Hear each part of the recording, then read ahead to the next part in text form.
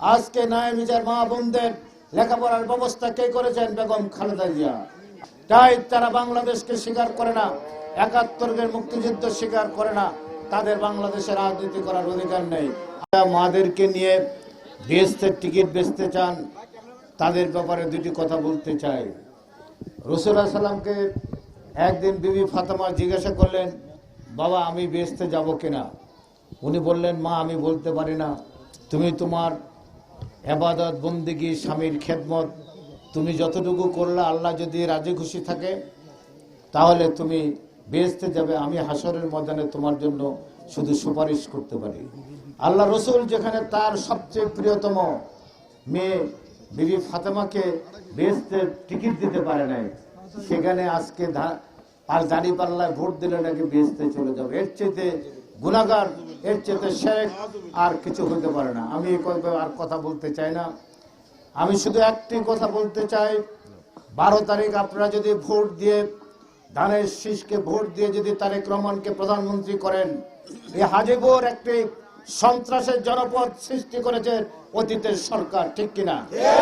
আপনারা ঠিক মতো ঘর বাড়িতে থাকতে পারেন না, আপনারা বিল্ডিং করতে পারেন না, ব্যবসা বাণিজ্য করতে পারেন না, মা বোনরা সঠিকভাবে চলতে পারে না। এরা যদি আমার দলেরও হয় 12 তারিখের পরে তার হাজীপুর থাকতে পারবে না, হাজীপুর ছেড়ে যেতে হবে, নাইলে মাইজদি লাল দালানের ভিতরে যেতে হবে। মহাখালীতে বেগমগঞ্জে কোন সন্ত্রাসের অস্তিত্ব আমরা রাখবো না, এটা হলো তারেক রহমান। আমি এই শুধুটুকু বললাম, যারা আজকে বেহেশতের টিকিট বেচছেন, যারা ৭১ সালে আমার মা বোনদেরকে পাকিস্তান পাঞ্জাবিদের হাতে তুলে দিয়ে বলেছিলেন মা বোনরা নাকি যুদ্ধের ময়দানে গনিমতের মাল, তারা আজকে আবার ন্যায় বিচারের কথা বলেন। আজকে ন্যায় বিচার মা বোনদের লেখাপড়ার ব্যবস্থা কে করেছেন? বেগম খালেদা জিয়া। আজকে জিয়াউর রহমান, আজকে ১.৫ কোটি মানুষ মধ্যপ্রাচ্যে, ইটালি, বিভিন্ন দেশে চাকরি করেন, ব্যবসা বাণিজ্য করেন, এর ব্যবস্থা করেছেন কে? শহীদ প্রেসিডেন্ট জিয়াউর রহমান। অতএব গার্মেন্ট শিল্প করেছেন কে? শহীদ প্রেসিডেন্ট জিয়াউর রহমান। আমার দেশের এই সামাজিক উন্নয়ন, বিল্ডিং, রাস্তাঘাট সব কিছু করেছেন শহীদ প্রেসিডেন্ট জিয়াউর রহমান এবং বেগম খালেদা জিয়া। আজকে যারা এই দেশের স্বাধীনতা চায় নাই, যারা স্বাধীনতার বিরুদ্ধে, যারা আজকে আবার বলেন ৭১ ভুলে যান, আমরা ৭১ ভুলে যেতে চাই না। ৩০ লক্ষ শহীদের রক্তের বিনিময়ে এই বাংলাদেশে, যে বাংলাদেশ না হলে আমাদের এই মা বোনদের, আমাদের এই দেশের উন্নয়ন হতো না। আমাদের ১.৫ কোটি মানুষ আজকে বিদেশে চাকরি, ব্যবসা বাণিজ্য করতে পারতো না।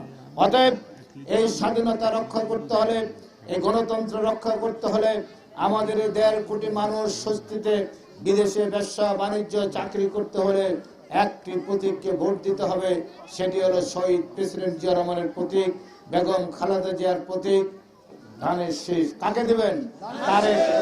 কাকে দেবেন? তারেক রহমানকে। তারেক রহমানের বিরুদ্ধে কথা বলেন, বেগম জিয়ার বিরুদ্ধে কথা বলেন। শহীদ প্রেসিডেন্ট জিয়াউর রহমান যদি আপনাদেরকে দেশে রাজনীতি করার সুযোগ না দিত, আসতে না দিত, আপনারা কোথায় থেকে বাংলাদেশে আসতেন? তাই তারা বাংলাদেশকে স্বীকার করে না, ৭১-এর মুক্তিযুদ্ধ স্বীকার করে না, তাদের বাংলাদেশে রাজনীতি করার অধিকার নেই। আপনারা মা বোনরা 12 তারিখ ধানের শীষে ভোট দিয়ে তারেক রহমানকে প্রধানমন্ত্রী করবেন। এই বলে আমার বক্তব্য এখানে শেষ করছি। আল্লাহ হাফেজ। বাংলাদেশ জিন্দাবাদ।